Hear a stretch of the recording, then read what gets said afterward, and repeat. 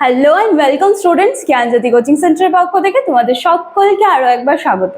আশা করছি তোমরা সবাই ভালো আছো, সুস্থ আছো এবং এক্সামের প্রিপারেশন কিন্তু খুব ভালোভাবে নিচ্ছ।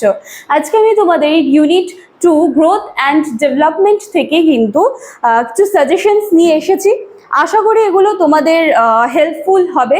তো চলো কথা না বাড়িয়ে কিন্তু আজকে যে সাজেশনসগুলো আমি নিয়ে এসেছি সেগুলো আমি একটু আলোচনা করিয়ে দিচ্ছি, ঠিক আছে? চলো, সবার প্রথমে আমি 3 মার্কসের গুলো আলোচনা করব, দেন 5 মার্কসের গুলো আলোচনা করব, অ্যান্ড দেন 12 মার্কসের গুলো, ঠিক আছে?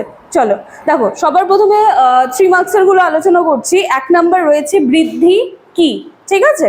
এরপর রয়েছে বিকাশ কি, তার পরবর্তী রয়েছে পরিণমন কি, নাম্বার 4 শিখন কি, এরপরে নাম্বার 5 রয়েছে সেফালোকডিয়াল টেন্ডেন্সি কি, এবং এরপরে রয়েছে প্রক্সিমোডিস্টাল টেন্ডেন্সি কি, ঠিক আছে? নাম্বার 7 ব্যাবলিং, এটা বিকাশের কোন স্তরে পরিলক্ষিত হয়?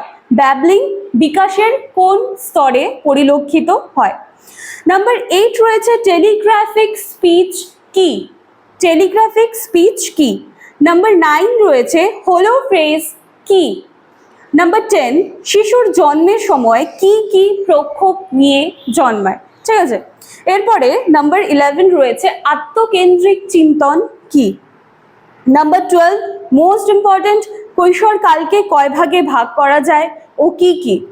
এরপরে রয়েছে 13 নাম্বার, যেটা আমি আলোচনা করব, সেটা কিন্তু তোমরা খুব ভালোভাবে পড়বে, ঠিক আছে? সেটাকে 3 মার্কসেরও পড়বে এবং সেটাকে কিন্তু অ্যাজ আ 5 মার্কস হিসেবেও পড়ে যাবে।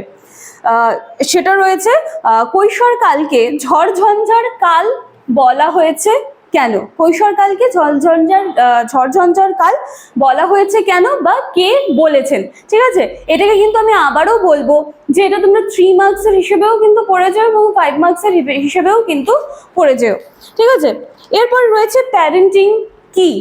এর পরবর্তীতে কোনো পরিবারের সামগ্রিক প্রক্ষোভিক পরিবেশগত অবস্থানকে কি বলা হয়, ঠিক আছে? এর পরবর্তীতে রয়েছে বৃদ্ধি বিকাশকে প্রভাবিত করে এমন কিছু সামাজিক উপাদানের নাম লেখো। এর পরবর্তীতে রয়েছে মূর্ত ধারণা বলতে কি বোঝায়, এবং এর সাথে সাথে রয়েছে বিমূর্ত চিন্তন কি। এর পরবর্তীতে উভমুখী চিন্তন কি, এবং লাস্ট দুটো রয়েছে আত্মীকরণ ও সহযোজন কি, এবং লাস্ট ওয়ান রয়েছে তোমাদের 3 মার্কসের, সেটা হচ্ছে স্কিমা কি। এটা কিন্তু খুব ভালো করে দেখে যেও, ঠিক আছে? আচ্ছা, এবারে 5 মার্কসের যে কোয়েশ্চেন্সগুলো আছে সেগুলো কিন্তু আমি আলোচনা করে দিচ্ছি। দেখো, 5 মার্কসের সবার প্রথমে রয়েছে বৃদ্ধি ও বিকাশের মধ্যে পার্থক্য লেখো। বৃদ্ধি বিকাশের ওপরে কিন্তু আমি অনেকবার কিন্তু আমার ডিটেলস ক্লাস আছে। এছাড়া আমার পেইড ব্যাচের যে স্টুডেন্টসরা আছো তারা জানোই যে বৃদ্ধি এবং বিকাশকে যতটা সহজভাবে সম্ভব হয়েছে কিন্তু আমি তোমাদেরকে বুঝিয়েছি। সেজন্য এই বৃদ্ধি বিকাশ থেকে কোনো প্রশ্ন কিন্তু বাদ দিয়ে আসা যাবে না, ঠিক আছে?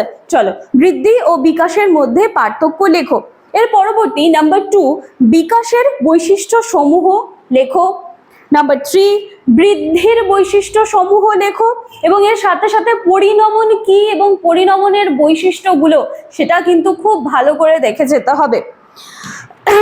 এর পরবর্তীতে দেখো, আমি একটু আগেই বলেছিলাম যে কৈশোরকালকে ঝড়ঝঞ্ঝার সময় কেন বলা হয় এবং উক্তিটি কার। এটা কিন্তু খুব ভালো করে তোমরা দেখেছো, আমি আবারও রিপিট করে দিলাম এটা। এর পরবর্তীতে রয়েছে কৈশোরের সমস্যার সমাধানে বিদ্যালয়ের ভূমিকা লেখো। তার মানে কৈশোরকালীন সময়ে যেই সমস্যাগুলো ফেস করতে হয় সেখানে দাঁড়িয়ে বিদ্যালয় কি ধরনের মানে হেল্প করতে পারে বা বিদ্যালয় কি ভূমিকা পালন করতে পারে, এটাই কিন্তু। হ্যাঁ, এরপর রয়েছে সর্বপ্রাণবাদ চিন্তন কি। তারপরে নৈতিক বিকাশ বলতে কি বোঝো। এর পরবর্তীতে রয়েছে ঈদ ও অহম কি, ঠিক আছে? এরপরে রয়েছে মানব জীবনে বিকাশের ধাপ ও পর্যায়গুলি চিহ্নিত করো। সবটাই কিন্তু 5 মার্কসের বলছি। তোমরা দেখবে যে এখানে যেটা আমি বলেছি যে মানব জীবনের বিকাশের ধাপ ও পর্যায়গুলো যখন আলোচনা বলতো তখন কিন্তু প্রত্যেকটা স্তরকে তোমাকে কিন্তু আলোচনা করে লিখতে কিন্তু এখানে তোমাকে দেখাতে হবে যে কোন পর্যায়ে কত বছর বয়স থেকে শুরু হচ্ছে, কত বছর বয়সে শেষ হচ্ছে, সেই জিনিসটা কিন্তু এখানে তোমাদেরকে লিখতে হবে। হ্যাঁ, আমি আরেকবার কোশ্চেনটা রিপিট করে দিচ্ছি। মানব জীবনে বিকাশের ধাপ ও পর্যায়গুলো চিহ্নিত করতে বলছে। যখন আলোচনা বলবে তখন কিন্তু প্রত্যেকটা পর্যায়কে সুন্দরভাবে লিখতে হবে যে কোন পর্যায়ে কি মানে কোন বিকাশগুলো দেখা যায়। কিন্তু এখানে জাস্ট বলেছে যে কোন বয়স থেকে শুরু হচ্ছে, কোন পর্যায়টা, কত বয়স অবধি সেই পর্যায়টা থাকছে, এটা বলেছে। এরপর রয়েছে শৈশবকালের ভাষাগত বিকাশ আলোচনা করো। এবং 5 মার্কসের লাস্ট প্রশ্ন রয়েছে কৈশোরকালের চাহিদা ও সমস্যাগুলি লেখো। ঠিক আছে, এরপরে আমি 12 মার্কসের কিছু কোয়েশ্চেন্স আলোচনা করে দিচ্ছি। সবার প্রথমে রয়েছে তোমাদের ডেভেলপমেন্টাল ডিসঅর্ডার। ঠিক আছে, বিকাশজনিত ব্যাধি, এগুলো একটু আলোচনা করতে হবে, খুব ভালো করে এটা দেখে যাবে। 1 নম্বরে রয়েছে 12 মার্কসের বিকাশজনিত ব্যাধিগুলো আলোচনা করো। এবং নাম্বার 2 বাল্যকালের বিকাশগত বৈশিষ্ট্য সমূহ আলোচনা করো। নাম্বার 3 বিকাশের নীতিসমূহ ও শিক্ষামূলক তাৎপর্য আলোচনা করো। এবং লাস্ট রয়েছে শৈশবের বিকাশজনিত বৈশিষ্ট্য সমূহ আলোচনা করো। ঠিক আছে, এর সাথে সাথেই কিন্তু ইউনিট 2তে তোমাদের গ্রোথ অ্যান্ড ডেভেলপমেন্ট ছিল এবং সেখান থেকে যেই সমস্ত সাজেশনসগুলো আমি দিলাম আশা করি তোমাদের এগুলো হেল্পফুল হবে।